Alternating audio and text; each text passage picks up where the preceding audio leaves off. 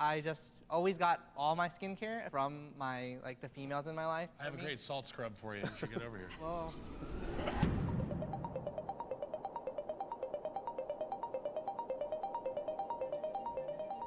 On this episode of Spectrum, we wanted to explore the topic of masculinity and even skincare.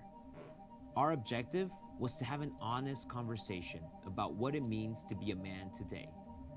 This is Spectrum. A man. I'm a man, dude. Are you a man? I believe sports are more masculine than the arts. 3, 2, 1. 3, 2, 1, go. All right. What's happening? It was natural. Oh, my God. Well, now I'm curious. Yeah, I'm just really curious. How am I disagreeing with the professional NFL player on sports? Because some of the most quote-unquote manly men in my life are musicians, actors, people that I relied on as an image of masculinity. So to say that the arts are less masculine than sports, for me, doesn't make sense. My mom's a cheerleading coach. I think cheerleading is a sport. I'm confused. I'll never let her know I think cheerleading is a sport because I think it's fun to argue with her. But like, there's a certain amount of masculinity, like to do all those, all right, to do the backflips and like to push the girls up in the air. So I feel like there is more masculinity that's ascribed to just sports, like than there is to more of the arts. So that's why I somewhat agree. If you put blood, sweat, and tears into something, that's kind of what creates your character. Losing, getting knocked down, getting back up. I mean, learning those kind of principles at such a young age, I think that's kind of what helps create a sense of strength that kind of helps carry you into a certain sense of masculinity and manhood as you get older. So I'm an actor. What? One of my recent roles was Donkey in Shrek the Musical. There was blood, there was god-awful sweat because the costume. And then the crying. Yeah, there was crying. There was crying. Talking about the physical aspect, and I really agree that there's physical in arts and in sports, but then there's that mental aspect. You talked about like failure, getting back up. Like even before you got that donkey role, how many people had to get the Chat, what does anything have to do with men? Can be in there? right up with their with us. This has nothing to do with it. Sports are an art too. So. There you go. One of the major things that has impacted me would be my father and how he viewed like film industry, theater, because it was something that was able to connect to the human experience, and it was more personal and more emotional. Okay, Locker man. room talk is part of being a man.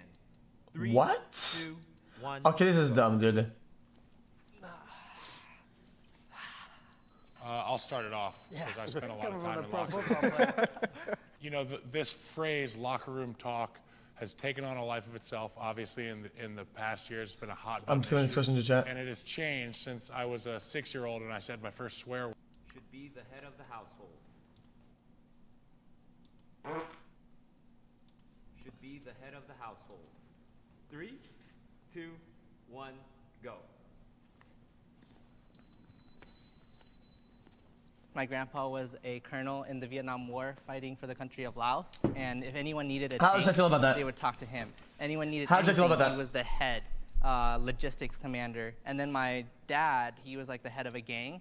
So he kind of demanded respect and became the head of everything. And in turn, both of them were heads of our household. I feel like I have to be able to be the head of the household and have people rely on me when needed. I just feel like when it comes time for deference, most of the time women prefer to defer to men leadership. Chat, my take, dude, is that if you're gonna have the mom to be the head of the household, she's gotta be a strong, confident, decisive woman. The primary breadwinner, and then my dad got laid off. Automatically, my mom became the breadwinner. And they just switched those roles, but like when it came time for decisions and stuff like that, she still deferred to him most of the time. And it's like we didn't miss a beat as a family. Otherwise, who's gonna slap the kid back into place when he's being a bitch ass hoe, man? Who's gonna slap the demon back into fucking working shape, dude? In that position? Yeah, I'm going to build on what you're talking about, CJ, because I feel like each one of us has a unique set of circumstances. And in your case, your dad was really smart in terms of his, decisions. That's why your mom probably relied on him for that stuff. And that's not to take anything away from her. But I'm over here on the disagree side because the question was, should a man be the head of the household? Verbatim, correct? Yep. Now, my response to that is no. there is no rules for who's the head of the household. What I'm making. So I disagree with the comment. I think men can be, but it's 2020. And if I were to tell you that I'm the head of my household, I'd be lying to you. I think there's a leader within each Beta. one of us. I don't think it has to do with whether you're a man or a woman. I know in my household, there are times that my wife leads, there's times I lead.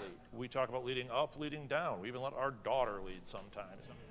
My role as a man and a father in my daughter's life is to be the example and to be just supportive and accepting and loving. And I want her to see by example that I'm always striving to be the best human being I can be.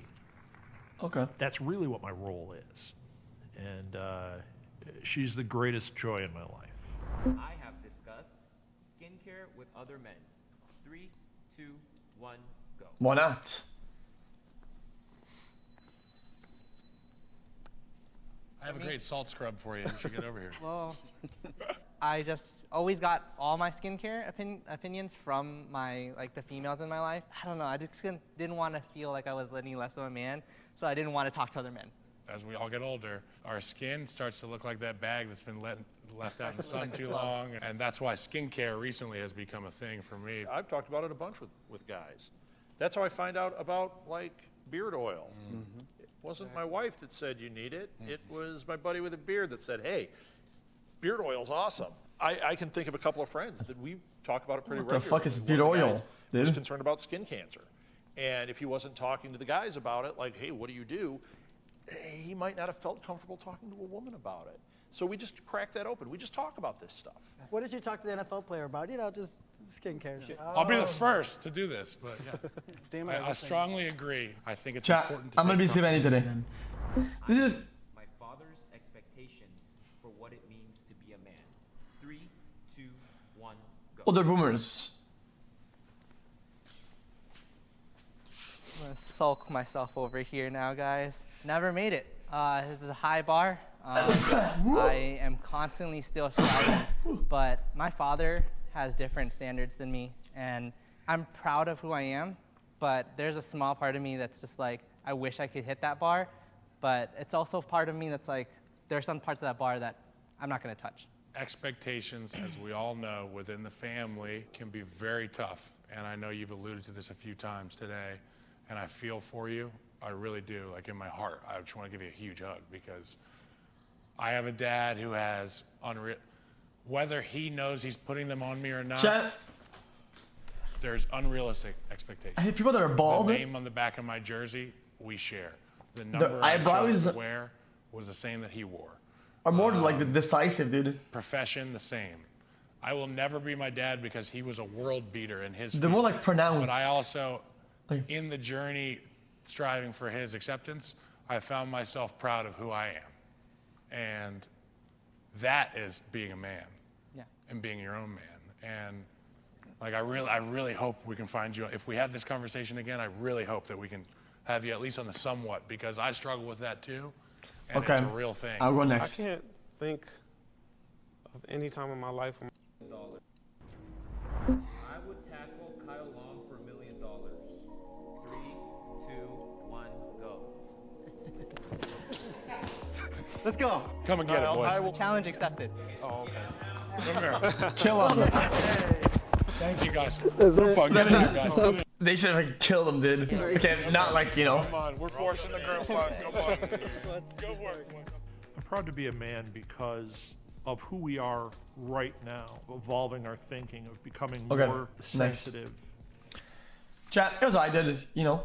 It was I. The only people WHO listen to Billie Eilish are simps Omega lol. Okay. Hello xQc. Did Donald